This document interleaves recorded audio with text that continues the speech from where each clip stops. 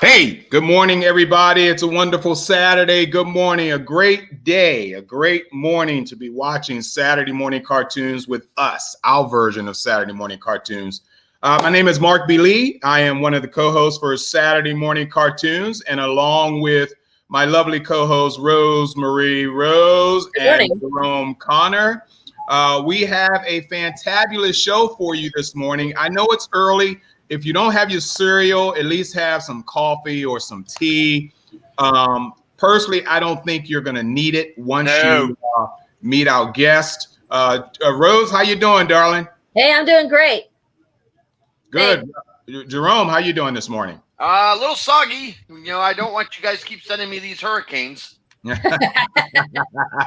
Well, you know, two of us live here in Florida, ladies and gentlemen, and the so-called hurricane / tropical storm Elsa that was supposed to be devastating our whole state last week. It did not happen, and I knew it. Look here. If it ain't a Cat 3, it ain't a storm. Okay, and the fact that we are totally and constantly inundated, all right, with perpetual sunshine, hurricanes, bad weather, flying squirrels or manatees. We love it. We're like, bring us more, bring us more, bring us more. Good morning to our cartoon crew. Everybody popped up this morning. Garrett, I see you in there. Sage, Cheryl, the rest of you guys, good morning.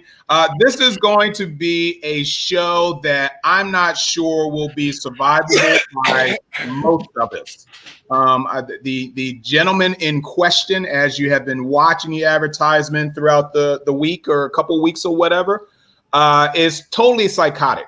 And I am convinced that some of you guys might be filing lawsuits against this network after you've spoken to this man.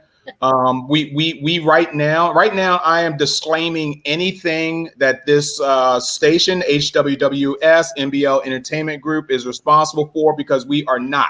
In fact, we don't have any money anyway. So have at it, whatever you want. I'm not responsible for this character that I'm bringing up on the screen right now. But if you just look at this face, you know that we're in trouble. You can tell that he's up to some shenanigans. Rose, your first time meeting this gentleman was basically last night. Yes, that's right. Audibly, of course, we had him on the phone, and we couldn't get him off the phone. But if you don't know the association of this face, then maybe you know this character here. If you don't know this character, shame on you, because now I'm about to tell you who this character is. This character, of course, is Courage, the Cowardly Dog.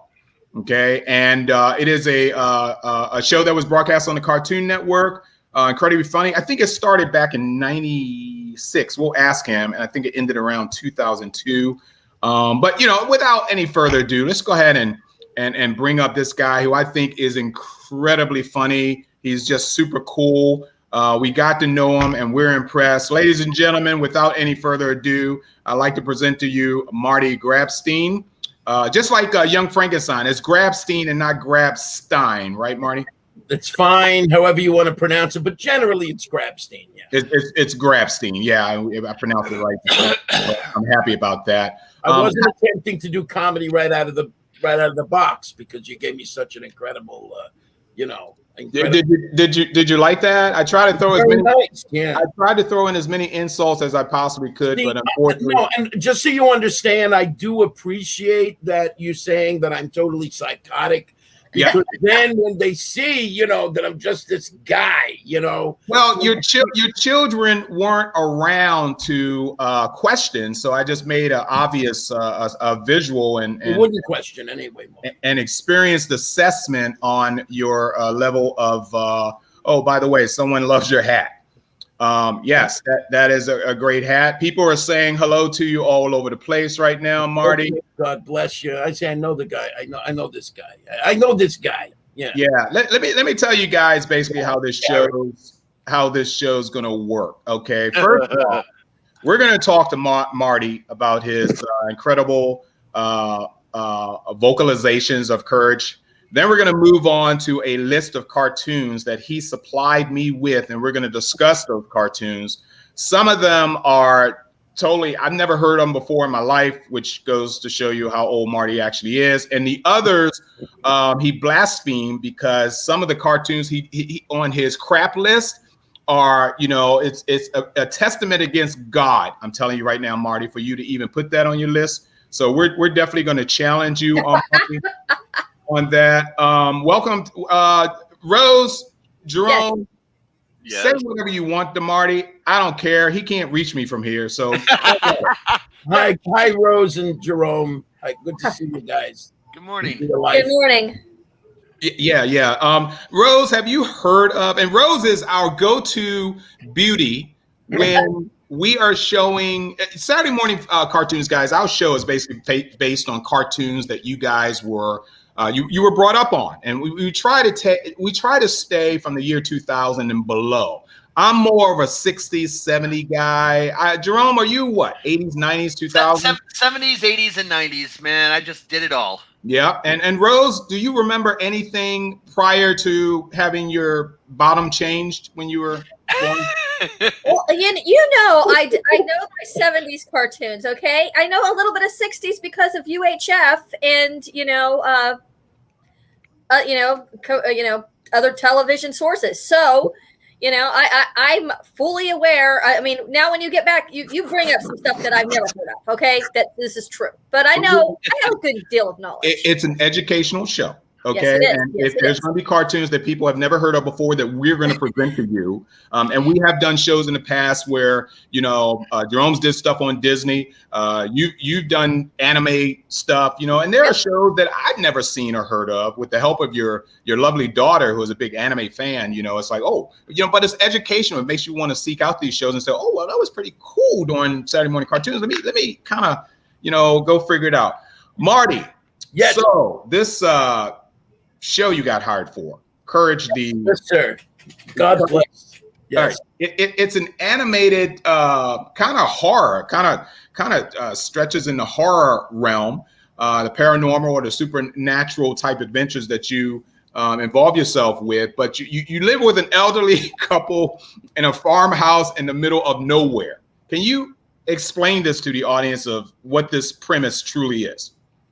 Well, really, the premise is it's really so simple, and in a sense, and of course, the great John Dilworth, his very unconventional mind created this whole idea of Courage the Cowardly Dog, and it's just the idea that nowhere is kind of like anywhere, but essentially, like, here it is, this lovely dog who was rescued, as a pup, was abandoned and was rescued by this kindly woman who, takes him in, and her begrudging husband, that's Muriel and that's Eustace. You can see the way he looks at me. He doesn't like me that much, actually, Eustace, but Muriel does. But basically the idea is that they have this very idyllic environment, and yet there's all this space around it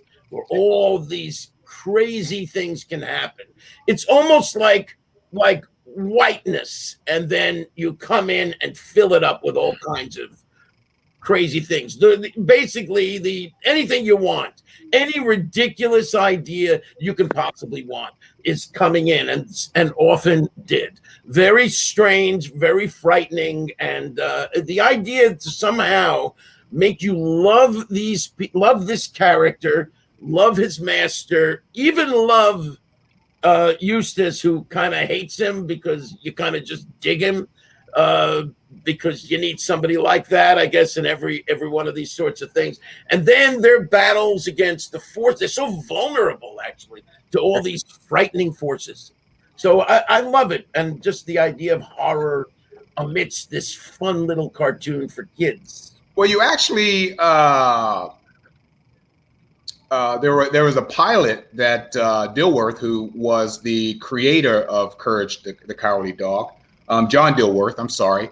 He actually had a. Call him Dilworth. He's fine with just Dilworth. It really, you guys just walk around like Cher and Madonna. The one name thing he has no problem with. I'll speak for him on that respect. So during the premiere of or the debut of Courage, which I think was in '96, I do believe that you guys came on the Cartoon Network. 99. Yeah, 99. Is it? Go ahead. What will you finish your sentence?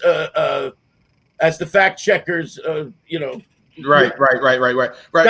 Thank you, Jerome. That was a fact check thing, right? Yeah. You did it right away. You keep each other on. But go ahead. When did actually Courage was actually a film, and I believe it was 1995. Okay. It was a short film, Courage the Cowardly Dog. It was actually called The Chicken from Outer Space. Yes, and which was nominated for Academy Award, I do believe. Yes, it was. Yeah, and you, however, was not the voice of that character. Okay. Very little vocalizations of any sort. Not to forget about lines, or or not a whole lot of vocalizations. Yeah. And so I think Dilworth, in his brilliance, wanted to make the character, because he got basically the chance to do this incredible series and to just completely create this series. He basically was approached, and he wanted somebody more, a more lovable pooch, so to speak. Right. Well, did you have any input in terms of the look of the dog at all, or did they just present it to you and say, "Hey, can you provide us with a voice that can coincide with this look"? It's funny you should say that. Actually, it's kind of a interesting question. Of course, I mean, no. In other words, he basically had the look, because I wasn't around the dog basically looked like that in Chicken from Outer Space. But he did make little adjustments on it. And I certainly had something to say in how the voice sounded. And that was, I think, which maybe segues me into a question that you might have asked if I'd given you the chance. But, I went forward on this. You're okay with that. If I do that, you're okay with that, aren't you? I'm fine. I'm absolutely totally psychotic. That's what Marty said. I'll be talking to you later about that. But anyway, So that being said, I basically, how I even got approached for this thing is kind of crazy. A really great friend of mine from, that I had lost touch with, contacted me. I hadn't spoken to her in about maybe 6 years, and I get a call from her out of nowhere, basically, literally, and that said, "Hey, Marty, I know we haven't spoken in a while, but I see that you're still in the business. You're still an actor," because I was actually doing a sketch comedy around New York and doing a whole lot, doing pretty successfully doing sketch comedy around New York and theaters and clubs and stuff like that with a partner. We were called Lab Rats, if anybody wants to look that up. And she said, "So I see you're still in the industry." I was making no money on that, by the way, just so you understand, because this figures into the story. So she called me up and she said, "I'm working on this new cartoon series called Courage the Cowardly Dog. John Dilworth is the creator of it, and he's driving me crazy," she said. Her name is Risa Neuwirth, by the way. What a wonderful lady she is. God bless you, Risa, if you're listening. And she said, he's listened to every voice artist in the city and even many on the coast. So he hundreds of voices over the last few months, and can't seem to decide about, what he wants and how he wants it done. So I figured maybe you, I may as well call you. You have an interesting voice. So I went in, and within like 2 minutes, we were connecting, John and I, and there was a lot of excitement over my way I was, he's watching me. You have to say he's watching me as he's listening, right? So he's not closing his eyes and hearing how it might sound. He's looking at me as well. you wouldn't think that matters how I look. You wouldn't think that matters at all to somebody who wants a voice, right? But he thinks unconventionally as well. So he was doing that. He was so excited. He goes, but you know what? Do me a favor, because you hear how my voice is. You know, it's scratchy, it's husky, it's raspy, right? That's the natural timbre tone of my voice. So he said, can you pitch it high? Like, can you do it like that? Like, up like this, can you do that? And that's when he goes, yes, yes. He started clapping and laughter was happening in the room and everyone was laughing. And he goes, I think we got it, right? But, and so sure enough, he ran it by Cartoon Network and the rest is history. So, but here's the thing. Two things I want to say about that. Number one, when he did Courage, in the choosing of me, and I think he made little tiny adjustments on the eyebrows. He said, part of the reason I chose you for Courage was because your eyebrows, that you see, it just seemed right somehow that your eyebrows reminded me of Courage's eyebrows. And so I think he may have made little nips and tucks on that. Isn't that crazy? The other thing is, it's kind of a nice message for me. The fact that I was willing to stay in the business and making no money at all, but staying active was ultimately what made that call from my friend happen. So I guess that's a lesson to anybody, especially you older folks who maybe have, who are listening to this podcast, not the webcast, sorry, at 9 o'clock in the morning. Webcast. Yeah. Those all right. To this. Yes. We got a heavy show, but before we do, I want to give my co-host a chance to probably ask you a question if you guys have any. After that, guys, we're going to go right into the cartoons that Marty personally chose and personally hates. And then we have a special surprise midway or towards the end of the show that we'd like to share for everyone. So you're going to want to hang around because we got some interesting stuff. This is some debut premiere stuff we have to tell you this morning here on Saturday Morning Cartoons. So ladies, go first. Rose, do you have anything you want to ask Marty? I really don't have a question. I just want to tell Marty that my father, who was a big cartoon connoisseur, just loved Courage the Cowardly Dog. He was a huge fan. And then later on, my daughter became a huge fan of Courage the Cowardly Dog. And in fact, she was really scared of like horror, but she said that Courage Cowardly Dog made her like a horror fan.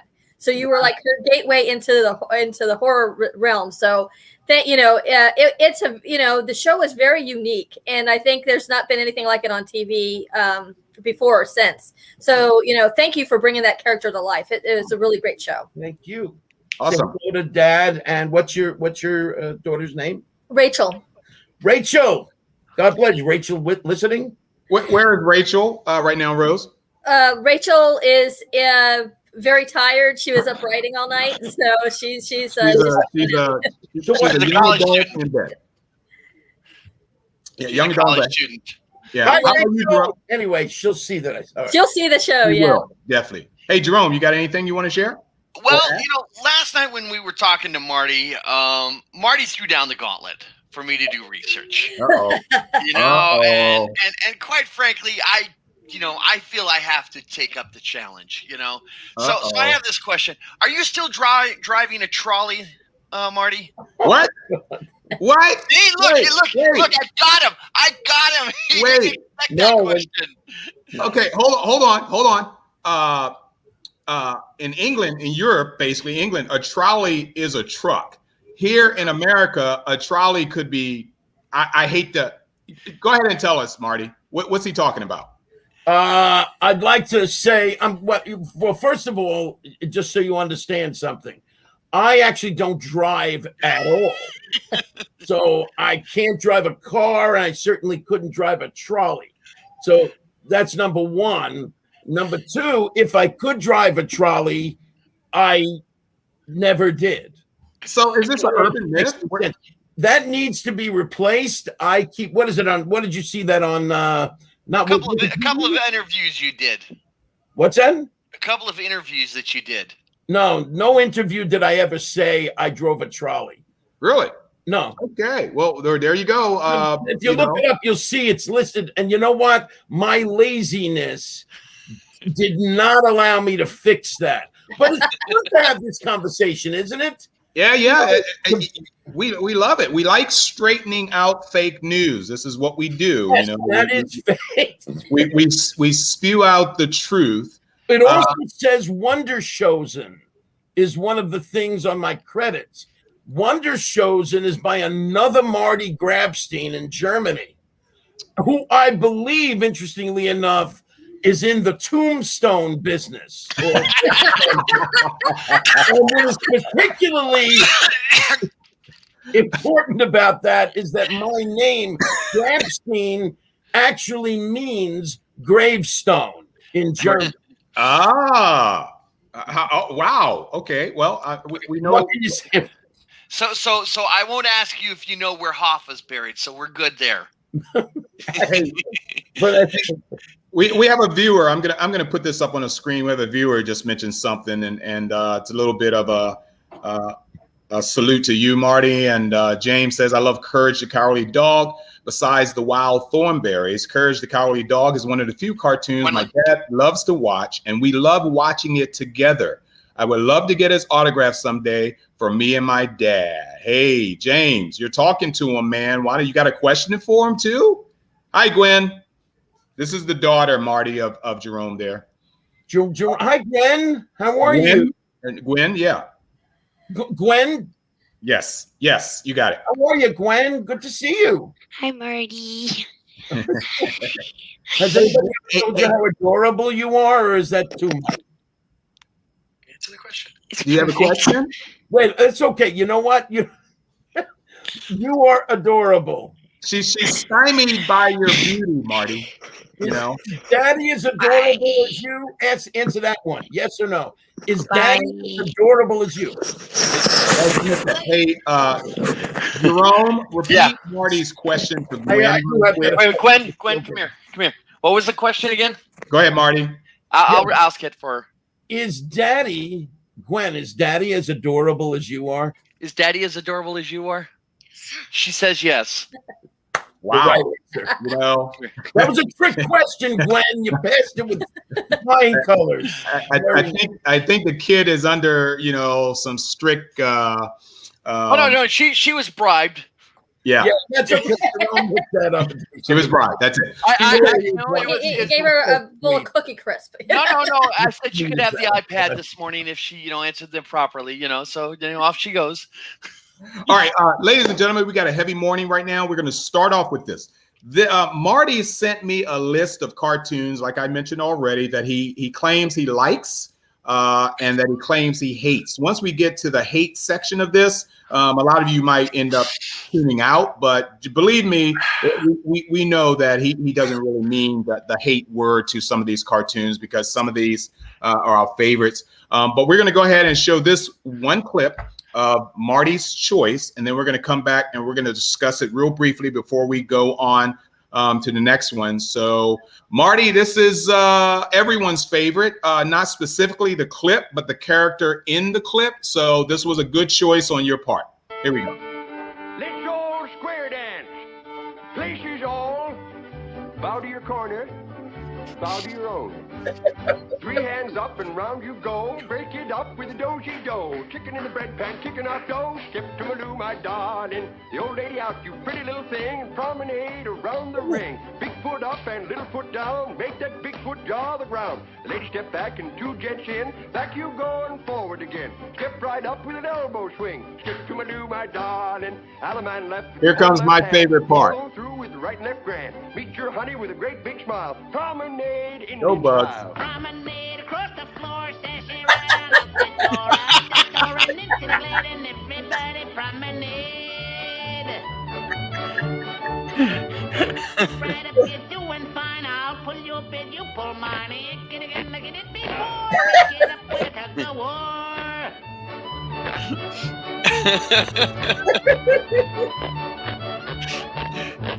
Now into the brook and fish for the trout. Dive right in and splash your bow. Trout, pretty little trout. One more splash and come right out. But it's Saturday, so they get to take a bath. All right, this program does not promote violence on our show. Oh, that was so great. I haven't seen that in forever. It is one of my favorite ones because Mel Blanc, and I want to ask your opinion on Mel, Marty, was just such a king of voices and the variations and singing alone is like the guy is brilliant.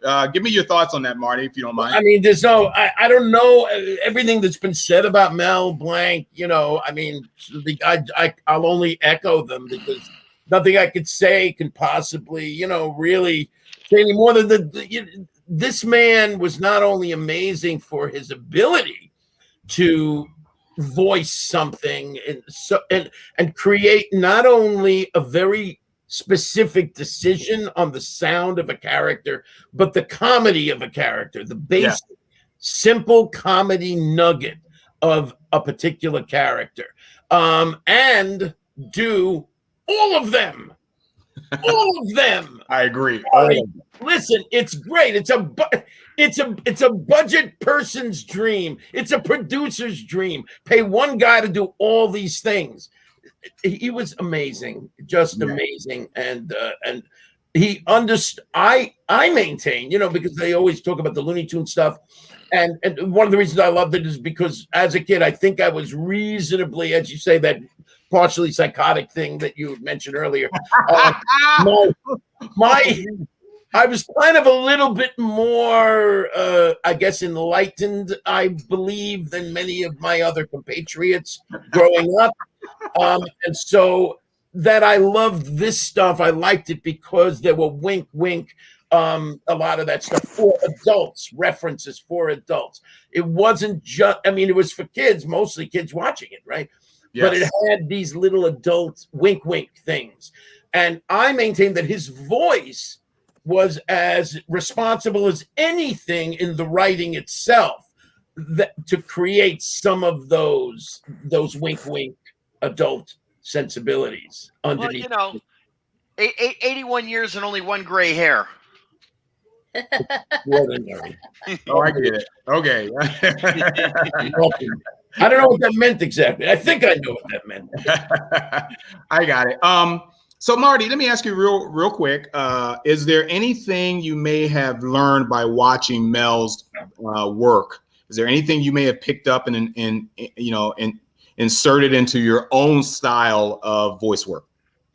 It's interesting because I'm pretty much a beginner in the voice world, believe it or not.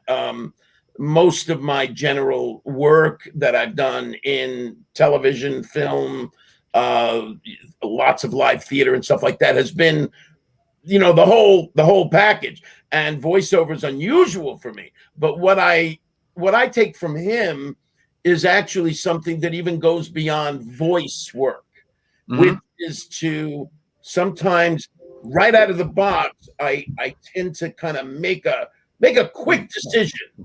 Just make a quick decision on okay, like the character. Okay, he kind of goes like this. And okay, just go with that. Because you could always nip and tuck it, you could always arrange it, but just make a very simple, very clear, simple decision and then build on that. So I guess one could say that he inspired me in that respect. Cool. Mark is currently doing something with his contractor just walked over there. Yeah. Okay. Your next clip that I got coming up here, and I gotta look at your list again because I'm sure you had this on your list, but we had talked to it early before the show started, and I know why I put this on, because of the main character. But the main character interacted with this this other character, same species that you're used to seeing. So take a look at this, guys. Okay. Come and get it, Snuffle! Here you are. Catch.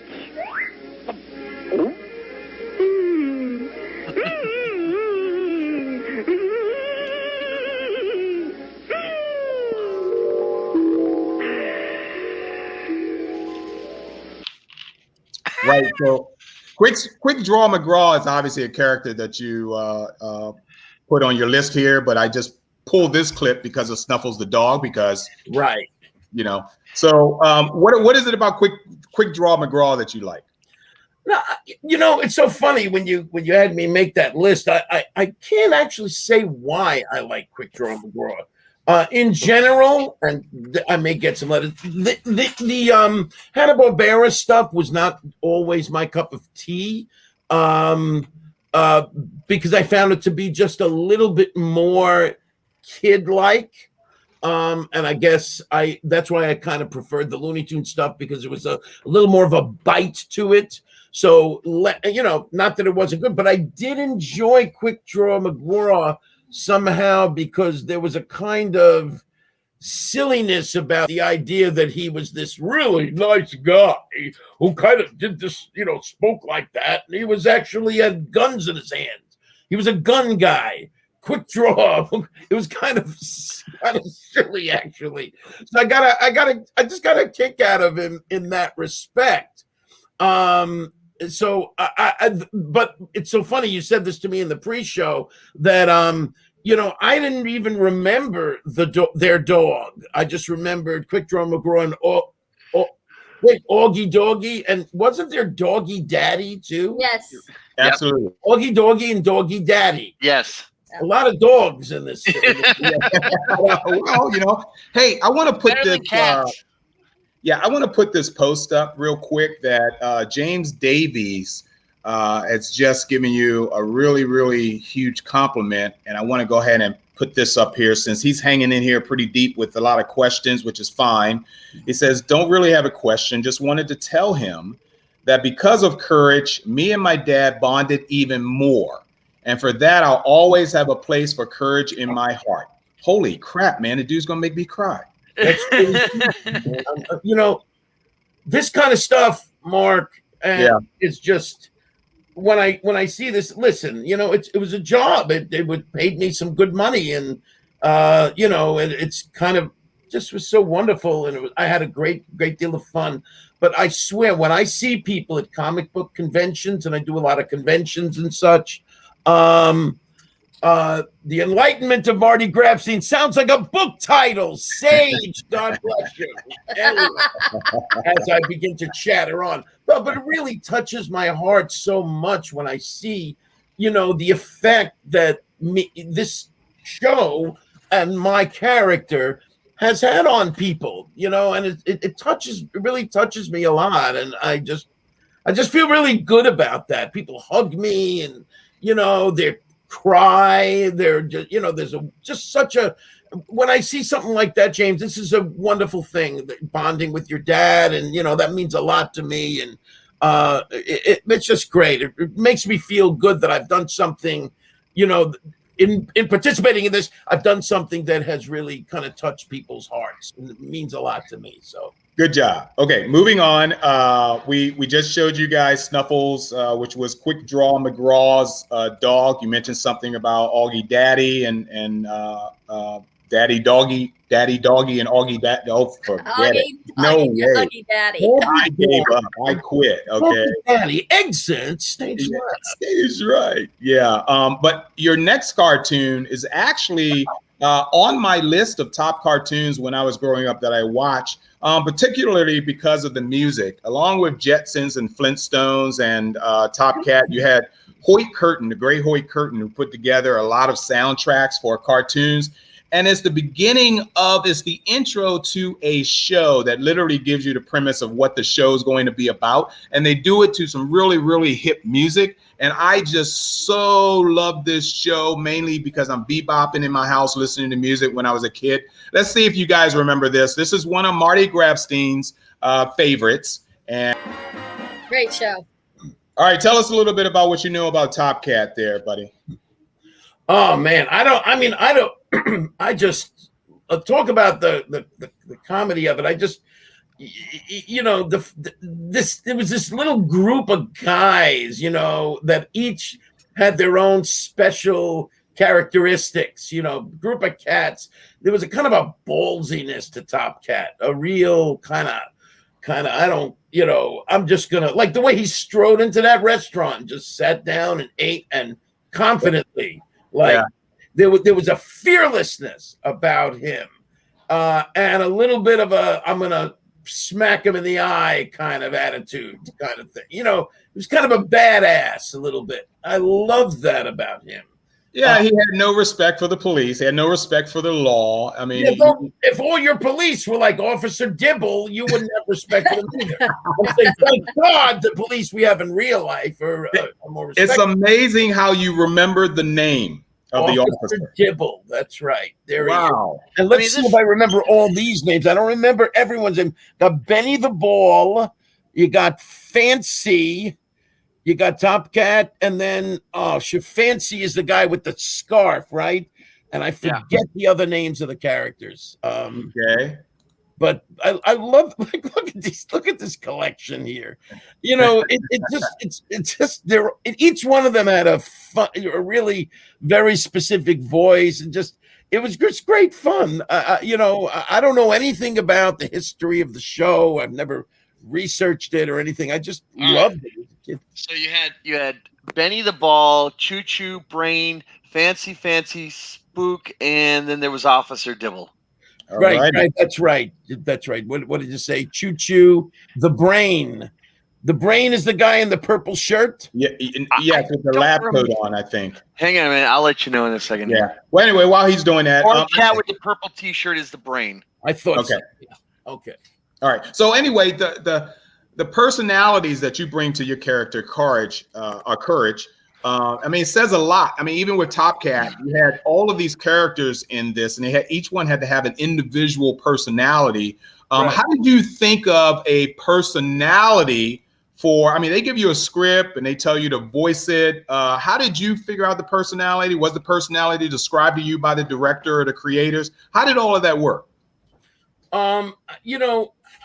It wasn't, like an exact science. It was pretty much that he, we knew that he was terrified of everything, right? Of everything, and very high, high tension, and, what do they call that? A type A personality? Is that part of it? Type A, yeah, sure. There was that, and yet somehow underneath there was a kind of wisdom, an ability to kind of scope. A lot of, I think, the moments that for me are really cool and courage, ironically, are the moments when I'm not speaking or not saying anything, but looking, like scoping out a situation. So it's like we know we've gone to the trouble of setting up that this guy's terrified of everything, and yet somehow when something, at the 11th hour, he scopes out a situation and he's able to kind of make a decision. I'm not even gonna, I mean, he doesn't think that deeply. It's like, you gotta save the people you care about. You just gotta stand up against these forces of evil. You just gotta do it. You can't just sit around and just allow the forces of evil to plow over you. So, right.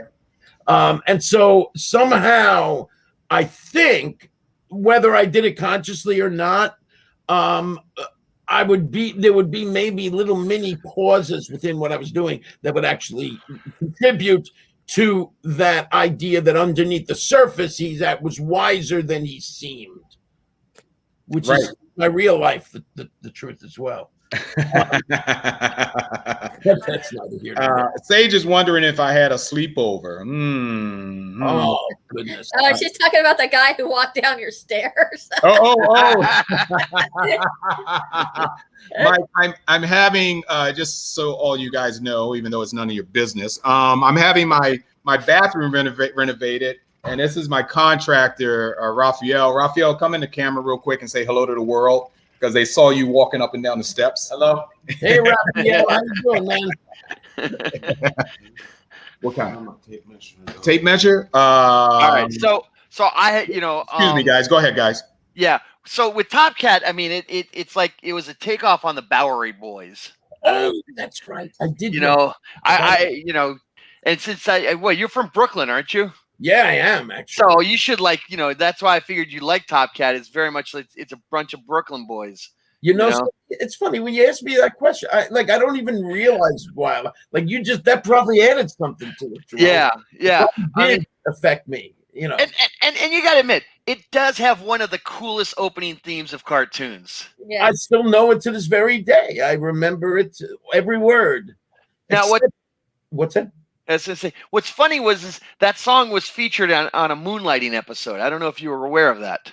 No. What song? The opening to Top Cat. That one. Yep. Bruce Willis singing it in a bar with his buddies. Did he really? Oh, that's cool. Yeah. That's Yeah. cool. I have weird memories. I I retain weird, stupid stuff like this. Which I like better than Sweet Caroline and Top Gun.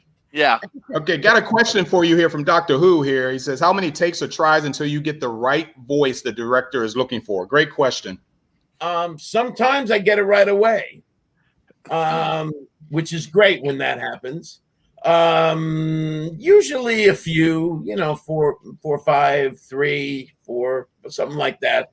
But every once in a while, something gets stuck and it goes on and on and on forever. I think there was one ridiculous moment where I had to, it was one of those, again, because Courage is not a line-driven character and became less line-driven after the first season. Yeah.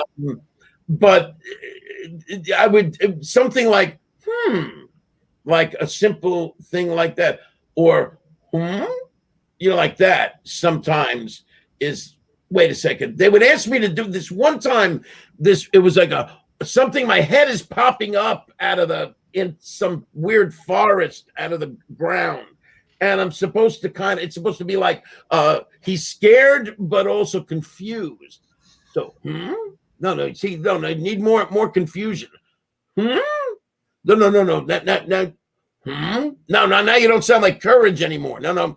That went on for over 20 takes. I remember that. Oh my God. Wow. 20 takes of it made me want to scream. God bless him. Whoever the director was at the time. Yeah.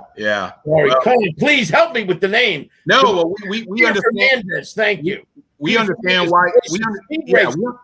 We understand why you wanted to forget him. So No, he was great. He was a wonderful, great director, and he really did so much. He helped me so much. But just that one made me crazy. Every once in a while, it just would happen like that. But he was wonderful. All right, we're going to go to another one on Marty's like list. And if there's anybody watching this broadcast right now who did not like this show, I suggest you turn us off immediately, okay? Because you're just not human. So this is another one on Marty's like list, and we all love it. We've done shows on it before, and it is a good choice. This is Marty's number 5 choice. Rocky and Bullwinkle and friends. Little boy blue, come blow your horn. The sheep's in the meadow, the cow's in the corn. Boy, that's hard work. Oh, where is the boy who looks after the sheep? Don't ask me. I'm a musician myself. He's under a haystack fast asleep is where, doggone it. Why'd you call this poem The Horn anyway? 'Cause obviously that's what the little boy blew. Look at that silly Nelson. He is like the sitting duck, yes, my captain? Yes, like the sitting duck who is at the end of his rope. Tell you what we do. We sent him a message. All right, I'll go ahead and drop that now because I want to ask Marty, what was the appeal to you about Bullwinkle and Rocky? Oh, so many things appeal to me. When I look at that, sometimes I wonder, is that even my favorite? It's or just as much as Bugs Bunny. First of all, it was it was just, Bullwinkle was just the supreme doofus. Just the funniest doofus in the way he spoke. He actually, basically pronounced his words very clearly, which made it even more doofusy somehow. We made sure to understand his supreme doofusness. But they're just in general, just funny. Look at those characters or those pirates or whatever the hell were. Yeah, you got it. It Yeah. was very funny, but really, especially in light of the fact, I mean, Jay Ward's brilliance is the idea of what was going on with the Cold War and the the fear of the fact that you had Boris Badenov and Natasha, these Russian spies. Oh, they weren't from Russia. They were from Pennsylvania. Pennsylvania. Yeah. Right. They were right. They didn't say Russia, right? I love Rocky and Bullwinkle because there were just some adult jokes in there that overwent the heads of us kids when we were watching it. And then when you become an adult and you watch it, whole new level, especially if you know the history of that time frame. Yeah, I mean, it was the Cold War was big, right? Well, not only that, but they made some comments about civil rights. Okay. Yeah, there was one scene where they had this fine Kentucky colonel, looked an awful lot like a certain chicken guy, complained that they didn't like the title of Civil War because they just had a problem with that word civil. So hence it was going to be called the war between the states. And if you knew what they were talking about, you just got both jokes on that one right there, I think I need to watch some of these again. Yeah. They were. Rocky and Bullwinkle was highly political, and a lot of it did go over the heads of young kids. And of course, as I got older, I realized, whoa, they did not just say that, did they? Yes, they did, and that's the beauty of it. But it was a great series. Look, guys, we're halfway through, and what I need to do is go ahead and pay some bills here. So if you hold on. Quickly, we'll be right back with you guys in a sec. So hang on. We'll come. I'm GW Pomacher. I'm Dina Marie. I'm Sage Ia. I'm Thomas Carter Rochester. Hey, I'm David Thompson. Hi, I'm Kevin. And I'm Mia. Hi, I'm Mark. Hey there, this is Dave Adams. Hi, I'm Rosemary Rose. Jerome Conner here. Hey guys, it's Josh Bauer. It's Willow Schuyler. I'm Cosplay Michael. Abba. It's your boy Country. I'm Ryan Permison. And I'd like to ask you guys, please subscribe. Please subscribe. Please subscribe. Please subscribe. Please subscribe. Please subscribe. Please subscribe. Subscribe. Please subscribe to HWWS Web TV. Great bunch of people. And don't forget to smash the bell. Ring that bell. Smash that bell. Hit that bell. Hit the bell to be notified. Hit the bell to get notified of new shows and videos. You're going to want to do that, so do that soon. So we can cross that 20,000 mark. And get us to 100,000 subscribers. To 1 million and 10 million and 100 million. On HWWS. Web TV. You'll really like it. I guarantee it. Thank you. Whoops.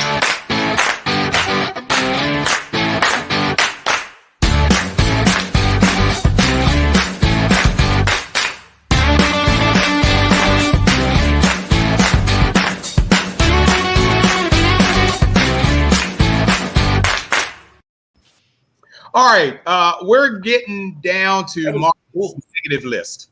Okay, to Marty's negative list. Oh yeah, this is what I've been waiting for. The first one.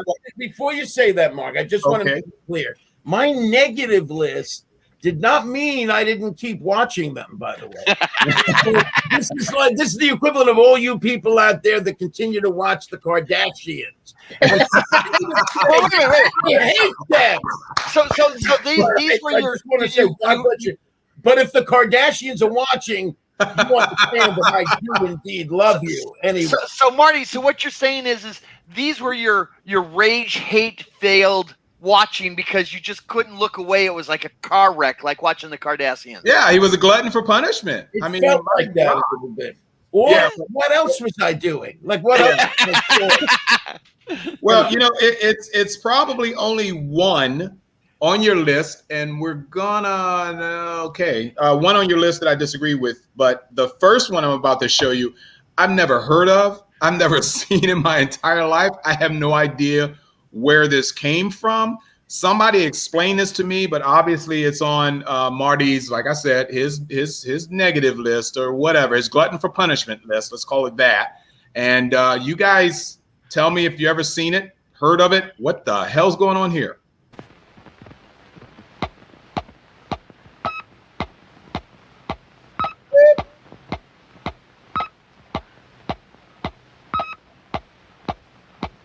And now stand by for adventure. 3, 2, 1. in the exciting story of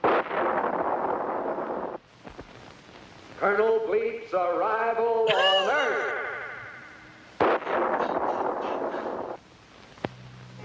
Colonel Bleep, interplanetary intelligence agent for the planet Futura, had completed another dangerous mission. The arch criminal, Dr. Destructo, had at last been captured and was at this very moment a prisoner in a space bubble, securely anchored in the outer ring of the planet Saturn. And now the Futuran High Command had ordered Colonel Bleep on a new assignment, a top secret mission to investigate reports of disturbances on worlds of outer space, the distant planet Earth in particular, to observe its places, people, and customs.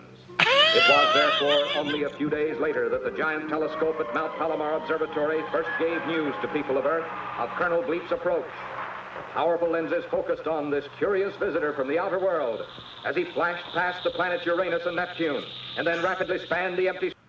Okay, I'm experiencing nausea right now. And... But you didn't. You got. I mean, can you just show? You got to show the little tidbit of his two assistants. Planet Earth. Scratching.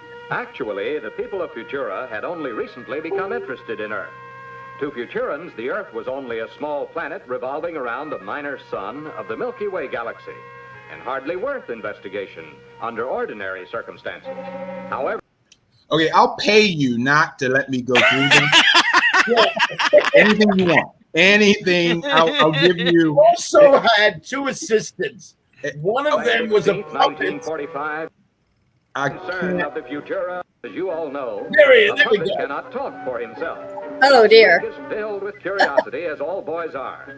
And you all know the troubles curiosity can often bring about. Second, there is Scratch, an expert on the past, who, like other cavemen, should really have become extinct several thousand years ago. But Scratch fell asleep and slept right through the evolution of man and didn't wake up until that first atomic explosion. I knew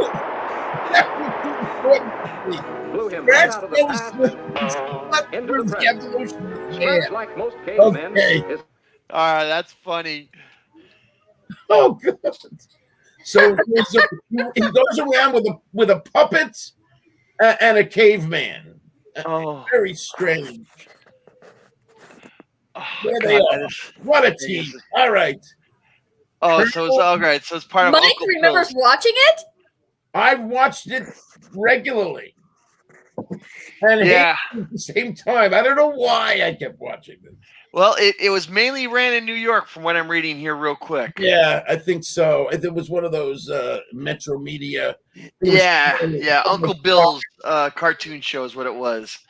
Yeah, it was produced in Buffalo, muted, according to what I'm reading. Mark, you're muted. I guess they kept things like this out of the intelligence states. So I'm pretty sure there would have been mass hysteria if this was in my town, because we would have just went around beating people over the head like the caveman. Oh my God, that is true. I gotta find that now, just because it just seems so silly. Okay, but we understand this is on his what did I say? Glutton for Punishment list. Yes. You did watch it. You did remember it. Should we send this to the Kardashians? Yes. No, they might. Chloe. I don't think they understand it. Yeah, they might try to make fashion out of what's on the screen. So, all right. So this next Glutton for Punishment list, everyone knew, everyone watched, and after we show it to you, I want Marty to explain to us what was his problem with it.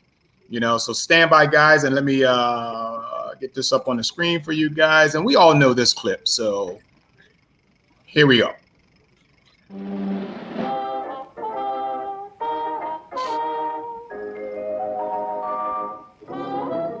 Felix the cat, the wonderful, wonderful cat. Whenever he gets in a fix, he reaches into his bag of tricks. Felix the cat, the wonderful, wonderful cat. You laugh so much your sides will ache, your heart will go pit-a-pat. Watch Felix, the wonderful cat. The whole thing, remember. Okay.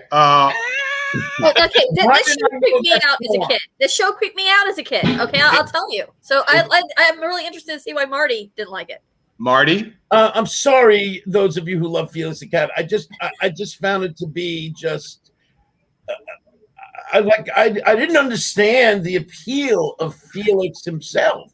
Felix didn't do anything for me. I mean, he was a little too like almost sweet, too like lovable. You know, I don't want too lovable. You know what I mean? I like a little bit like. That's why my love of the Looney Tunes stuff. You know. Yeah. And Top Cat, right? Same kind of thing. Yeah. Kind of a little bit of, because I don't know, and my feeling was that a little too precious for me. I was not into precious. Like saccharine, you know. Saccharine sweet. Yes, thank you. That's true. That is true. Absolutely. And he had a catchy opening title scene. Music. Look, I memorized the song. Right? Yeah, it's one of those theme songs that kind of stick in your brain, and you put a clothes hanger through your ears to kind of get it out. And Felix the Cat. Well, guys, I hope you're enjoying the show. We're rounding down close to the end here. I have one more. In fact, this is a tragedy. The next clip I'm about to show you, I'm trying to figure out if this was an earlier rendition of the Russian invasion of our psyche, because no freaking God-fearing American could have produced something like this, and yet they did. The problem that I really have about this clip that I'm going to show you, in fact, the entire show, was that nothing else moved on their body but one thing. Okay, and you guys, I know what you're talking about now. You can throw things at your own screen. You'll only be damaging your own property. So just be careful how much of a primal scream you release after seeing this piece of crap. I mean, this wonderful broadcast. I'll get it, Spinner. Oh, why, it's my old friend Snowshoe Slednik. Ooga looga, clutch. Ooga looga to you, Snowshoe. Come on in. Spinner, I want you to meet Snowshoe Slednik and his dog Snowball. You've heard me speak of them. I've always wanted to meet you, Mr. Snowshoe. Do you really have days and nights that are 6 months long, Mr. Snowshoe? Ooga looga. What does oogalooga mean, Mr. Snowshoe? Later, Spinner. What's all the excitement, Snowshoe? Okay, if that German Shepherd's lips moved, I'm gonna scream. What brings you What's so far? cargo this is, right? Much trouble, Clutch Cargo. Our old friend Captain Lowtide, who once saved my life in big bad danger. His plans for giant igloo housing project with TV in every igloo have gone poof. His big ship's frozen solid in ice. Big mysterious bird giant after him. Sounds like the same bird giant I wrote about in my Arctic adventure book. Okay. Sounds good. This is very painful to watch. But this is also influential. Hold on. I really need to put him on the hot seat right now and ask, what the hell were you thinking when you sent this to me, Marty? I told you this is one of the hate ones, right? Yeah, you did. I thought we weren't going to use that word. I thought we weren't going to use that word. In this case, I have to say hate. Out of anything else, I didn't feel that about Colonel Bleep. Didn't feel that quite that about Felix. This was, and I honestly, I would watch it every now and again because that the mouth, the lips moving was sort of a freaky thing for me that I would every once in a while want to watch. But it was also like racist. I mean, they used the term, they bandy that term around a lot these days, and I think it's sometimes a little overkill. But this was, in that time period, this was ooga ooga. Right. It was like, and somehow this guy, and by the way, Clutch with that part in his hair was a little problematic for me. I didn't like the part. It was always very neat. He was muscular. He had a tight shirt on, and like he was showing off his lats and shit like that. Ooh, that's okay. I did it. You finally got it out. I got it out. Okay, so this was actually somewhat influential. This show, okay, in when you go watch The Incredibles. On the DVD and the Blu-ray, there is an animated short with Mr. Incredible and Frozone where they do this type of animation. That's disturbing. It's very disturbing. It's like nightmare fuel, okay? Yeah. But just so you're aware, obviously people remembered it because they used it at Pixar. Well, I was trying to forget it, but Marty brought it back up again, for God's sake. You know? Every now and then it shows up on this show. Yeah, but all the people that are in the chat room right now, they hate you, Marty. Look what you did to them. The fact that I brought it in at all, you mean? Yeah. Well, I didn't want to show it, but I remember it, not seeing it personally. Well, this is his hate list, so it's fair. It's fair to be on the hate list. Man. Show whatever you want to show. Well, okay. One thing I did not put on the hate list, and that's my bad. Oh my God! Let me see if I can find it because I didn't put it in this file. Marty, talk a little bit more about this hate list because there's one on here which I don't want you to talk about yet because I got to find the clip. Oh, that is the last one left. You had mentioned mainly because Felix the Cat was on your list. You had mentioned something about Fritz the Cat. What is it that you know about Fritz the Cat, Marty? Well, Fritz the Cat was there was a movie by Ralph Bakshi, right, that was based on the R. Crumb comic strip, which was, of course, the Mr. Natural, all of those underground comics that he wrote with that really were very politically incorrect and dealt with a whole lot of marijuana infused visuals. I actually fell in love with that stuff when I was more of a early teenager, not with marijuana. It took me a while to actually get to that. I got to it soon enough, but not that anybody needs to know too much about that. But the point is that it was more about just that I loved the very crazy, insane, fearless visuals and comedic references, dark sensibilities, all in great fun. So Fritz the Cat had a lot of that stuff going on. Yeah. All right. Ralph Bakshi, I think, toned it down a little bit for a larger audience, which he wanted to do, really. Yeah. All right, ladies and gentlemen, I'm going to go to the last on his list, list of whatever I called it before. I don't understand why he chose this, but he's going to have to answer for it after I show you the clip. I know. This is something that irritates Marty, but the rest of us love and endear it. And Marty, you're going to have to answer for this, buddy, because I don't get it.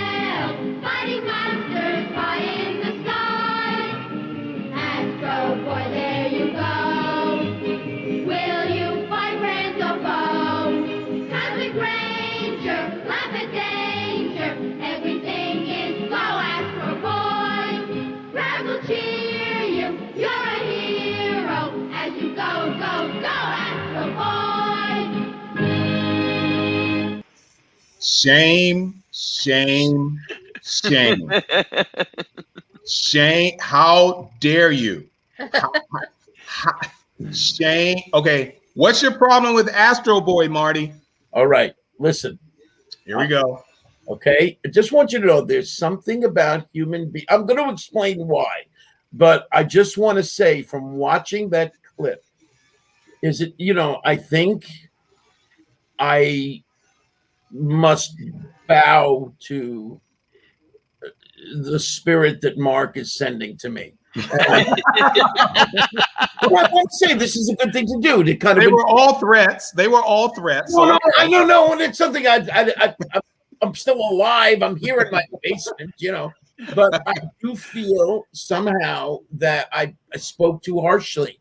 It was a really cool cartoon. I'm remembering this now, but I'm remembering why I didn't like it. It wasn't that it wasn't a really good cartoon. It wasn't that he wasn't a really appealing character who stood up to some really nasty monsters and very cool monsters, by the way, and very active, energetic stuff going on. So it was great stuff. But here's my problem. It was such a ridiculous thing. It was the dubbing. It was the voices of the characters themselves that I had a problem with, not with the cartoon. I could see the dubbing problem. Yeah, I could agree with that.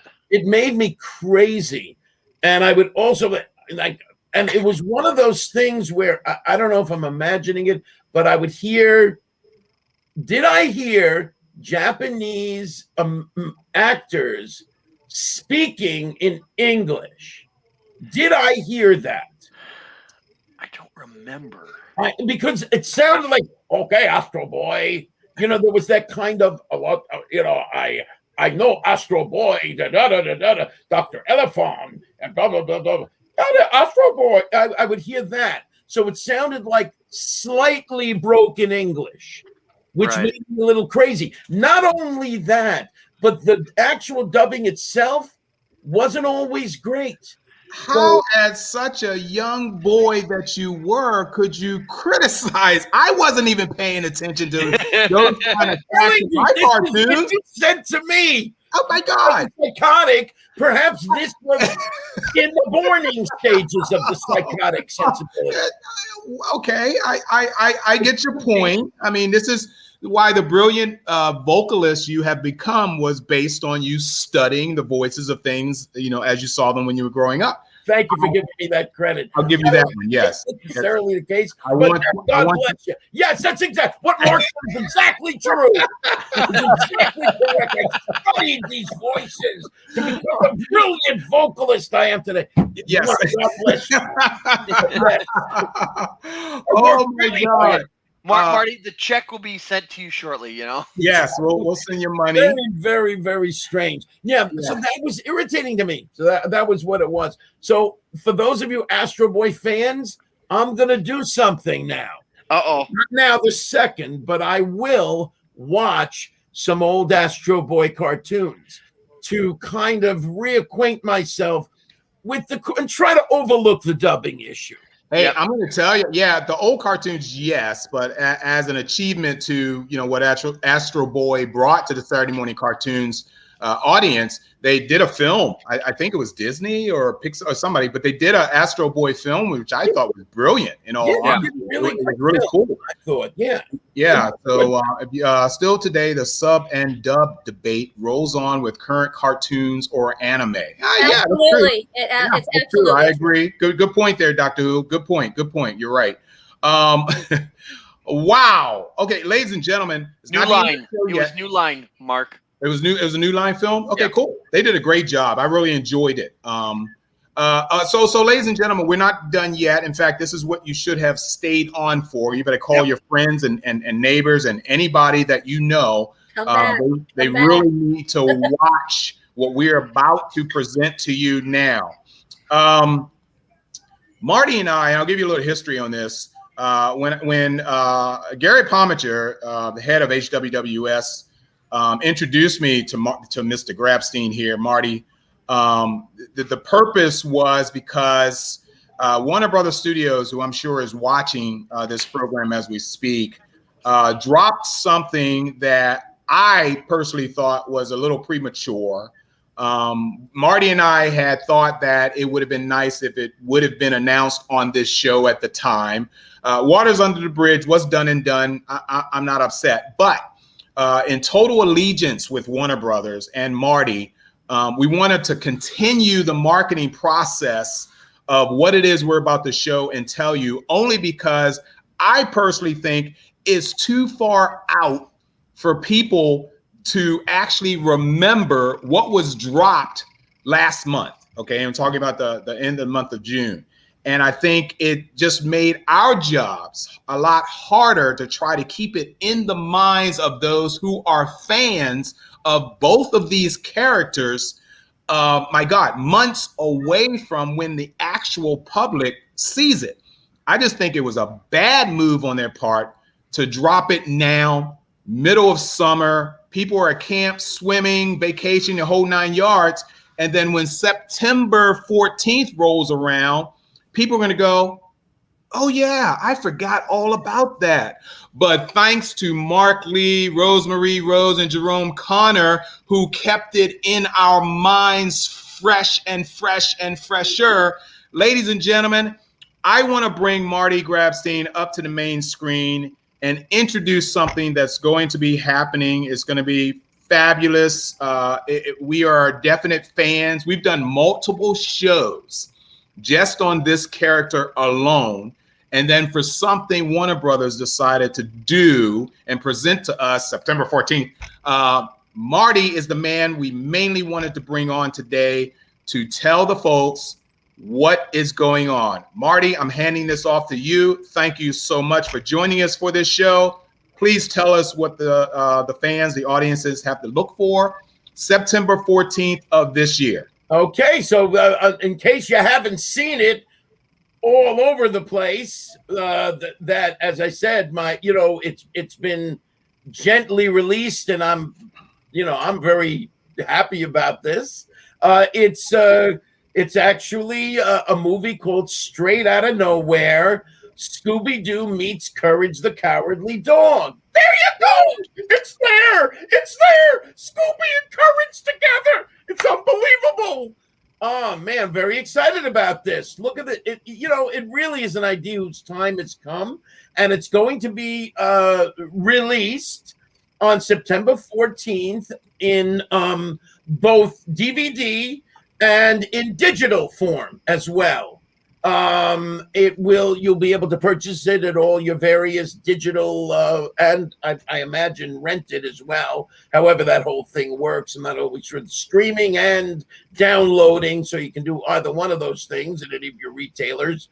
So September 14th, it's being released. So very exciting that the folks at Warner's have provided us with a trailer to give us a look at how it goes, and very, very cool stuff. I'm very, very excited about this. First of all, the opportunity to bring back Courage, and also the opportunity to team up with one of the kings of popular culture, which would be Scooby Doo. Certainly, I mean, this is a king. 1969, beginning with that, right? So pretty amazing. So I'm very, very excited about this. Well, let me ask you a few questions here, Marty. Number one, how did this come about? Who put on their thinking cap and said, hey, I know what we should do. We should combine these two dogs together and do a movie. How did this come about?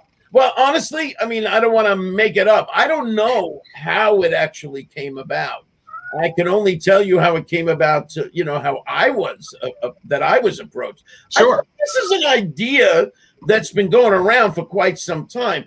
And by the way, let me also go on record as saying that I've been quiet about this thing for, up until the thing was actually released. The agreement was to not talk about it, so that when Warner is ready to release it and announce it, it'll come across real nice in that respect. So, but I've been hearing about this for the longest time, and it was all stuff made up on the internet. I've been hearing about Scooby and Courage reuniting for years. They've been talking about it. And so it's a wild thing. It's like clearly an idea whose time had come. Clearly the people wanted this to happen. The people wanted this to happen.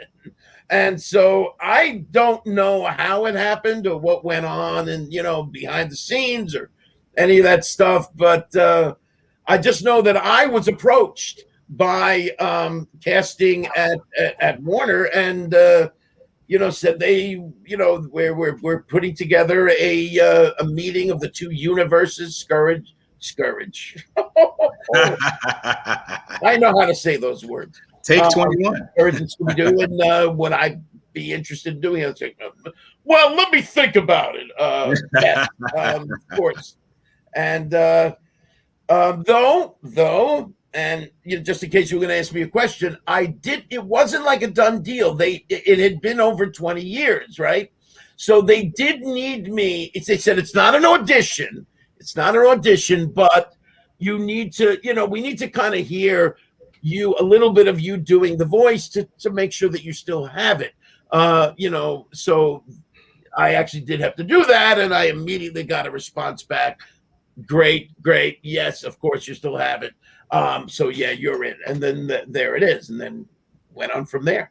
Very excited about this. We are too, as well. Crew, anybody got any questions you want to ask about this DVD, this release, this movie that's coming out September 14th, guys? Now remember, where are we? We're in July, August, September. So we got about 2 months, a little over 2 months before this actually debuts. So we're going to try and keep this rolling in the minds of a lot of people on social media. I would ask that all our viewers, if you would spread this around, we're going to show you the clip shortly. But we want you to spread this around and let people know that, hey, Scooby's teaming up with Courage. See, you got me saying it. Courage. And you need to go out and purchase this DVD because I'm sure it's going to be absolutely hilarious with this group of characters that we all love. We've done shows on Scooby Doo, a number of shows. Jerome, you know how many shows we've done on Scooby Doo? Last I counted, we have done 4 shows on Scooby and 1 show on the Scooby knockoffs. Right. Yes, the Scooby knockoffs and so on. And Scooby's an empire, man. It is. Oh yeah. It's an empire. It's like, in my personal opinion, the #1 cartoon people go to almost immediately when you say Saturday morning cartoons. Oh, Scooby Doo. And it's like part of people's lives. Yeah.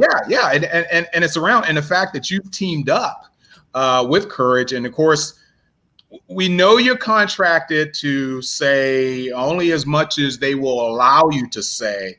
So I'm going to ask: is there any tiny bit of the premise that you can tell us? Sure. Yeah. Okay.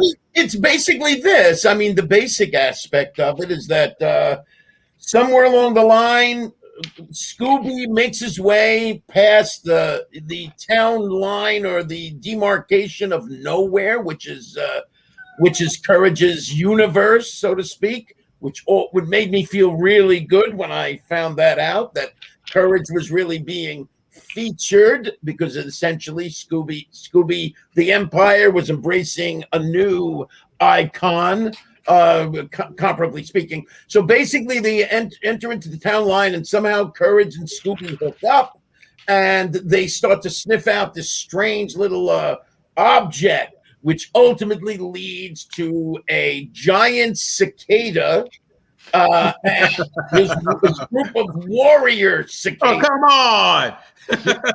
It's really cool stuff because cicada, it's kind of like saying, it was the beginning of the end. With the beginning of the end, the giant grasshoppers. A grasshopper is like a harmless little creature, but make them giant, and they're frightening as hell. So also the leopard, the Night of the Lepus with the giant rabbit. Yes. I digress. Yeah. That's okay. So basically, the idea is the two dogs combine their sensibilities along with this wonderful crew of expert detectives to solve the problem of the cicadas and save the world from cicada domination. Something like that. That is amazing. I'm looking forward to it. We're all looking forward to it. Rose and Jerome, any of you guys got any questions you want to ask? So basically, we scare away the cicadas, which only last for what, 2 or 3 weeks, and then they disappear for another 17 years, and then Scooby's got to come back in 17 years. I hadn't thought of that. Maybe we'll speed up the timeline. Yeah, that's like just going to be plans for a sequel, but I ain't waiting 17 years from now. No. I just love the fact that I'm going to get to act. I mean, I've already have, but the idea that I'm appearing essentially in this film. My voice, along with the great Frank Welker, just a brilliant guy who, the Scooby and Fred, right? And Fred, yeah. Matthew Lillard, my scream buddy. And he's pretty much, since the movie, he's pretty much become Shaggy in all the movies, with the exception of some of the recent ones. He is wonderful. It's Velma and Gray Griffin. And, of course, on my end of things, the great, wondrous, delightful, my good friend Thea White, back as Muriel. Sadly, Eustace died. Actually, both Eustaces died. Actually, Arthur Anderson and Lionel Wilson being the first one, the main guy. But the fact that Jeff Bergman is going to be playing him, voice of Bugs Bunny, and more recent Bugs Bunny, giant, my boy, Bugs Bunny, right? So Marty. Yeah, when you do these, do you have the entire cast with you, or do you do it by yourself in the studio? By myself in the studio. Oh, really? Yeah. But I did have a question. I had a question. How long did you have to keep this under wraps? From production to now? Almost a year and a half. That's incredible. Wow. That's incredible. Wow. That's hard. That must be hard. Man, but I'm telling you. Yeah, and that says a lot about you, because only in the last few weeks that we even know about this. Right. And we knew about this. You've introduced us to this prior to the dropping of the trailer. And we're like, what? Courage is with Scooby Doo. What? Tell me more. We got to get this guy on. And obviously we got him on. Let me do this real quick. Let me go ahead and show the trailer, and we can talk a little bit more before we end the show about this. But guys, this is the second debut, shall I say, the second dropping of the Warner Brothers cartoon straight to DVD, the movie, shall I say. I don't remember. Hey, we've been hit. We've been tagged. Cheryl's contacting us right now about it. I haven't. Cheryl just messaged Cartoon Crew, said the show ended abruptly. But we're still on. Yeah. Okay, on what platform? I'm wondering. Where was she watching? Because we're on multiple platforms. I think she was on Facebook. Pretty sure. Okay. Hang on a second. I'm checking on Facebook right now. Hold on. If it's on Facebook, I don't care. That's fine. We're still running on YouTube, so people can still watch it on YouTube. And I guess Facebook probably tagged us for probably the last thing we showed.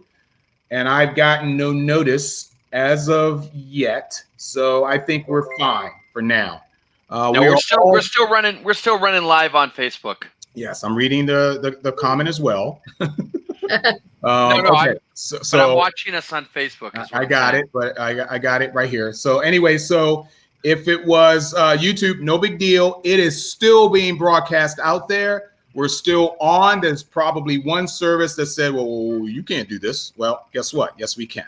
So guys, let's go ahead and watch the trailer. Enjoy, and we'll talk a little bit about it on the back end. Everybody's saying we're running live, so I'm good. Oh. Come on, let's go! We gotta catch up with Scooby-Doo! In the middle of nowhere, Scooby-Doo found a little courage. That's me!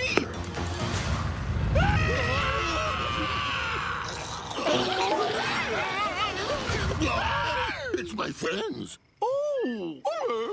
And a lot of adventure. Like, man, this place is totally freaky. Why is the water dripping upward? Now, if you're in a situation, I've never seen security before. More weird and creepy, mysterious stuff happens in nowhere than anywhere else in the world. It's on our flag. Getting scared, then welcome to the town that isn't there. Enjoy. There's nowhere to run. The insects grow to crazy sizes here. Creepy is a compliment, bananas is a verb. Bravery, I'm confident, is still a dirty word. And nowhere to hide.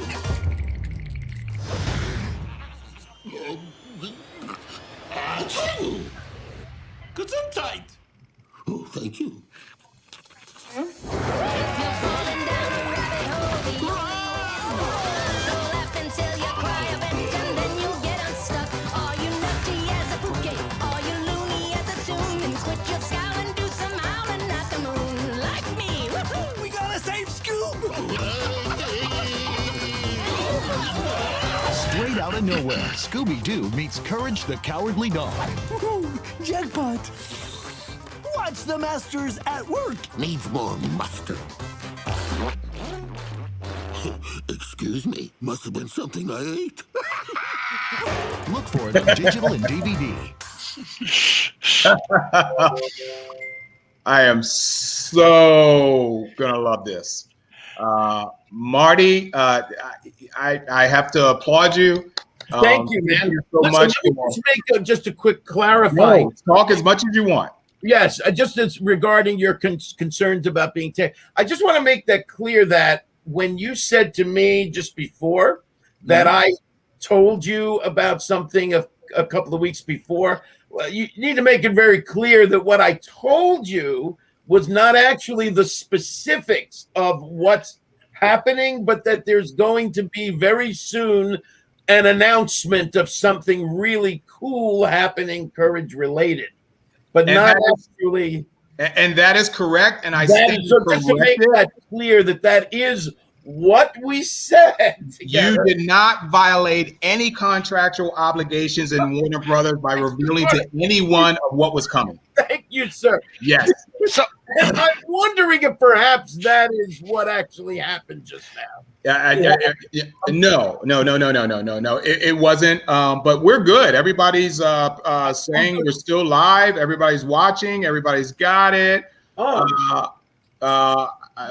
James is asking about MegaCon, which is our local convention. Yeah, you know what, James? Yeah, can you talk to MegaCon, please? And Yeah. let me know that I should be in it. And I think as much promotion as Marty can get out there on this would be absolutely fantabulous, because this is something that I'm hoping would get into the hearts and minds of everybody of quote unquote what's coming, what has already been announced by Warner Brothers. And I just think it's a fabulous piece of work so far, just from looking at the trailer. So I'm really looking You know what?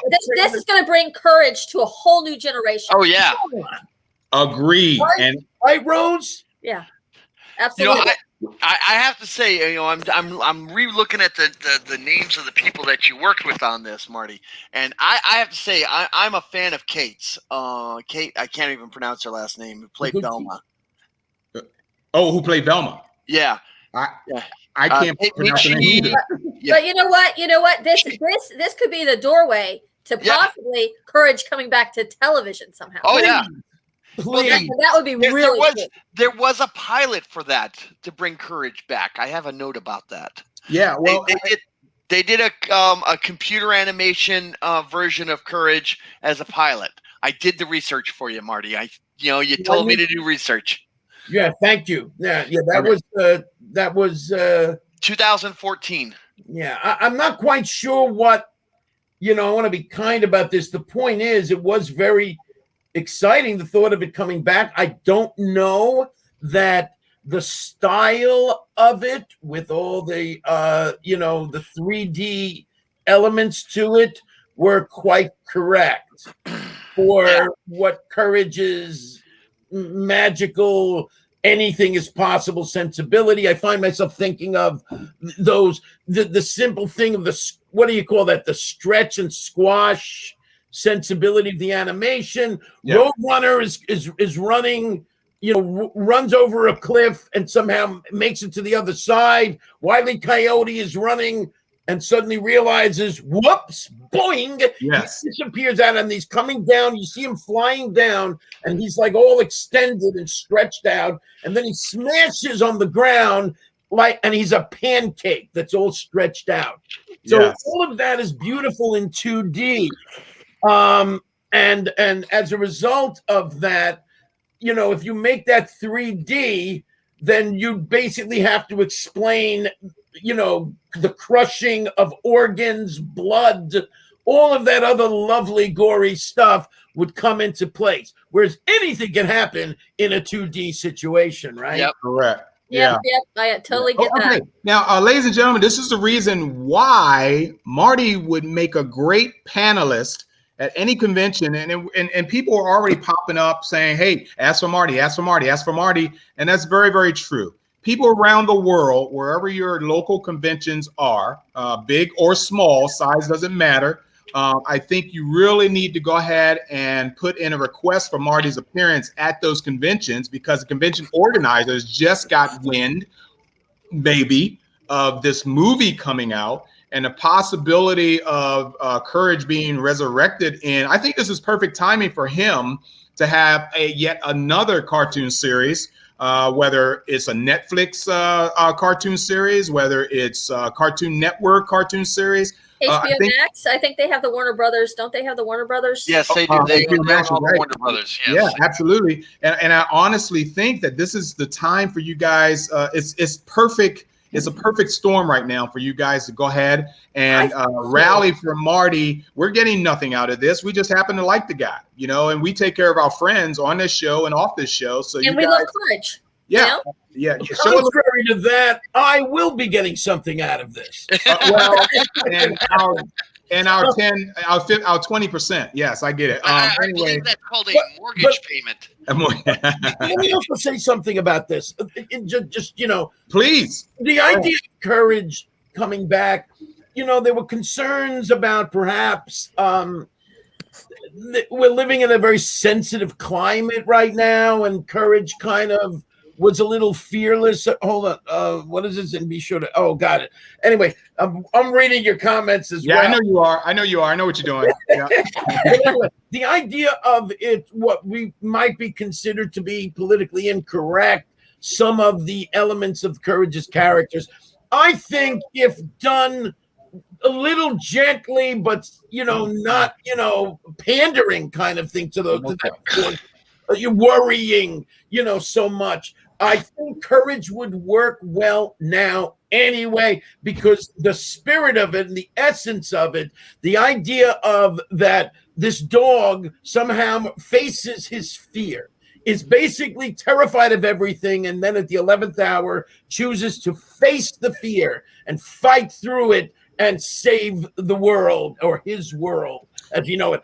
I think it's a wonderful thing, and that still holds true today, and people love the freaky, scary stuff even today. So I think it holds more truth now, because when Courage debuted back in '99, up until where we are 2021, leaps and bounds have occurred in terms of the psyche of not just young people, but everybody in general. This fits very appropriately in today's society. So I'm pretty sure that you're it's almost as if you never left if they brought your show back on and new storylines. There's so much story out there that can possibly into your show. I mean, can you imagine, since you're a horror-based, sci-fi-based kind of show, that you're out in the middle of nowhere and there goes Elon Musk's rocket in the distance, or we got Bezos's rocket going up in the distance. There's so much story that I think people can come up with for a new Courage series. So, and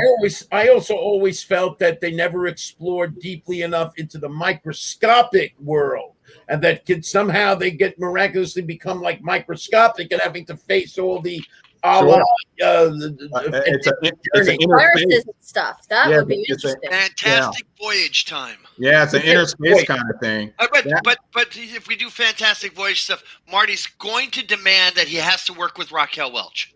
That's all there is to it. No. That's my baby. Nobody goes near Raquel.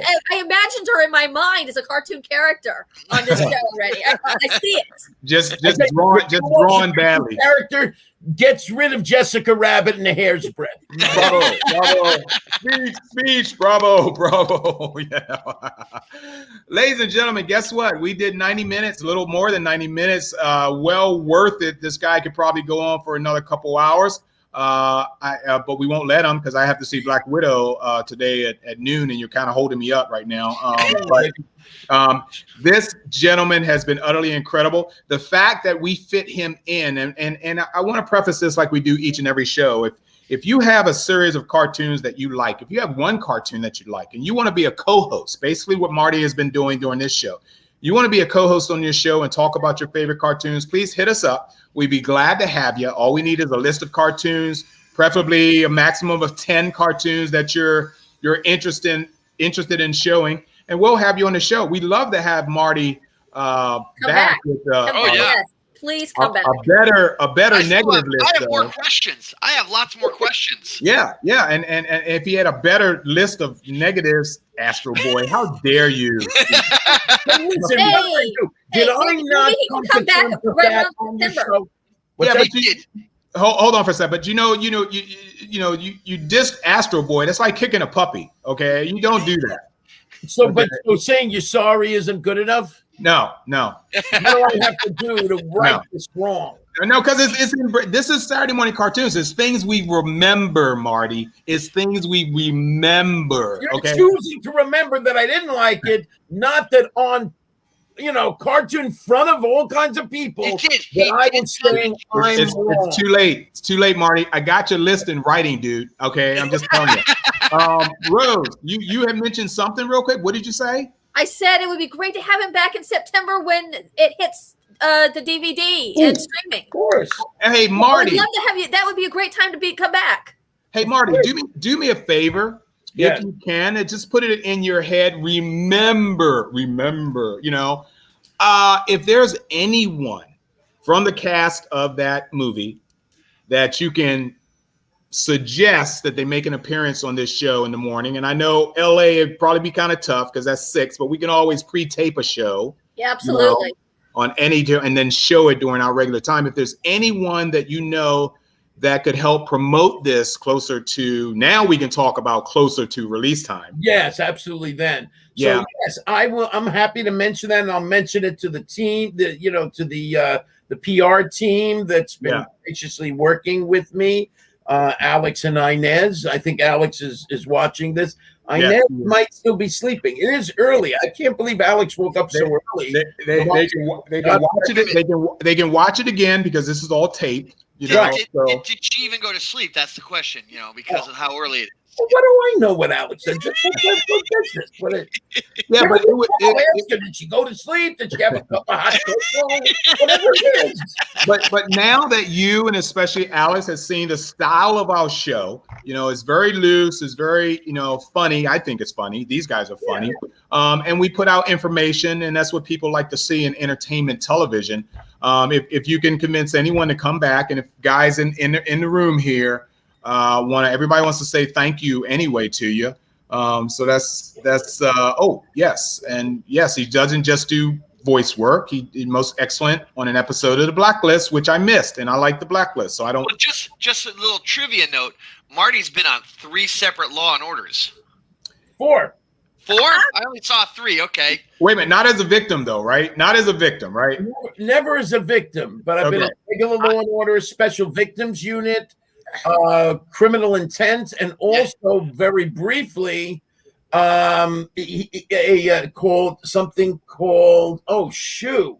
what was it called? You were on the original. You were on Criminal Intent, Special Victims Unit. I didn't see another one on your IMDb list. They might not have mentioned it, but there was a 1 season only where they did this thing where they were using young lawyers and stuff. And that was in that character. Oh, Conviction. Okay. Conviction. I thought they were choosing you as one of the young lawyers. They should have. Also, third watch. I mean, a whole lot. I just let me do a personal. Can I do a personal plug? Hey, what are you doing now? You can plug anything. You can plug anything. Gotta wait for Black Widow. Wait 1 second. A big personal plug. All right. So just now, I produced a short film, which basically is a fictional, but kind of based on the essence of a day in the life of Hunter S. Thompson. Oh, jeez.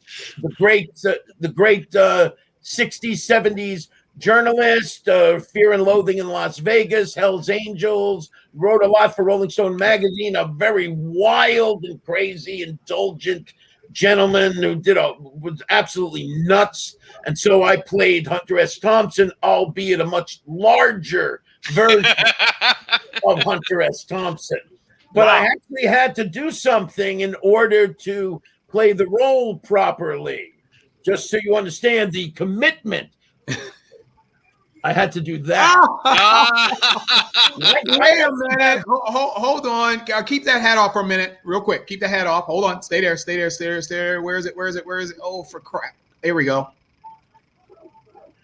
That hair? Thank you. That's right. That's how usually my hair is. Wow. Give or take a few follicles, but generally speaking. So I had to do this, and actually I shaved it all the way back. It was completely bald, and it was longer on the sides and in the back, but just recently I had this so it would catch up to the rest of it coming back. It's coming back, right? Slowly but sure. It's just a couple of weeks. So when and where are we going to see this? I'll be announcing it on my page once we have something, fully edited and put together. Sure.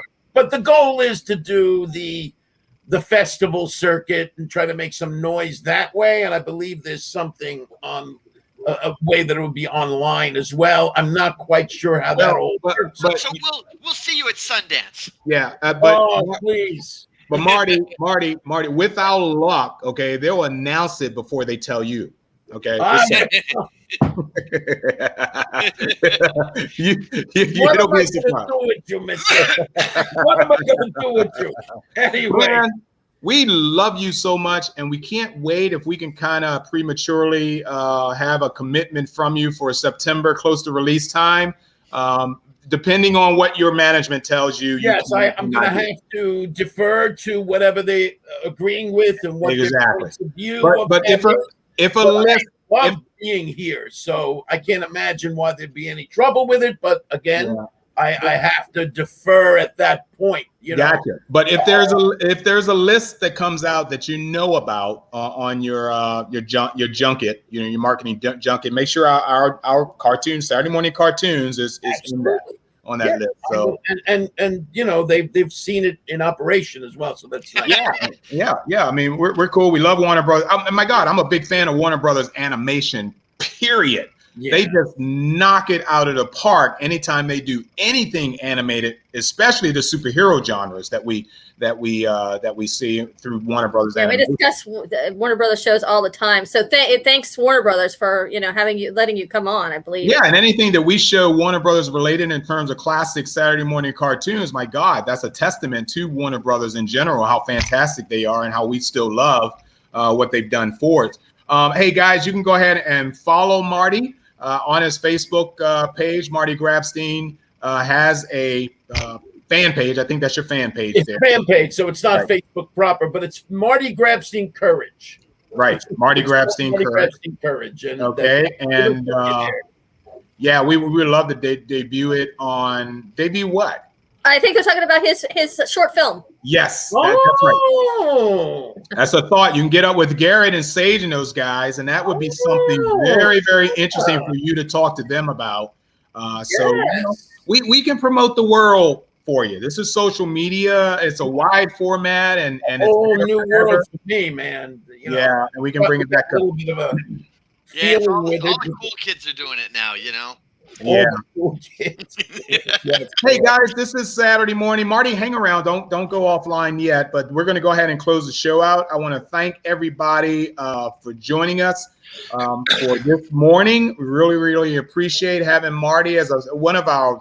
He's probably our top guest we've had so far on this show. Very entertaining, very knowledgeable, and he had, stuff to show. So I love that. Saturday morning cartoons every Saturday morning, 9 a.m. Guys, bring your cereal, stay in your pajamas, wake up, come see us, Daffy, Daffy Duck, Herculoids, Space Ghost, Johnny Quest. We're into all kind of that stuff. So check us out. Whoa, actually, we're off next week. So see us in 2 weeks. That same week, we'll have Classic Television SmackDown on Friday nights and then Saturday morning cartoons the next day. But next week, we are off, and we're going to see you guys. So thank you for everything. Hang in there, and we will talk to you guys soon, where we will. Great show, Mark. Thanks again, Marty. All right. Love it that weekend, quote unquote, draw a crowd. So this is cool. So stand by.